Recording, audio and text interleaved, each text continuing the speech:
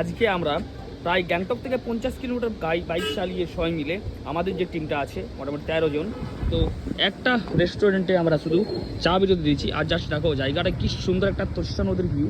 আর আমাদের কিন্তু বাইকগুলো এখানে টোটালি আছে, সবাই এখানে বসে একটু টাইম স্পেন্ড করছে। দেন আমরা কিছু একটা অ্যাডভেঞ্চার করব। আমরা ভাবছি যে নদীর পাশে একটু টেন্ট খাটিয়ে রান্না বান্না করে আমরা খাবো, মানে দুপুরে লাঞ্চটা করবো। দেন কিন্তু আমাদের তো হোমস্টেতে অলরেডি লাঞ্চ রেডি আছে, তাও আমরা কিন্তু এইরকম একটা অ্যাডভেঞ্চার করবো। তার জন্য হচ্ছে আমরা এখানে একটু পরিকল্পনা করছি, দেখা যাক কতদূর কী হয়।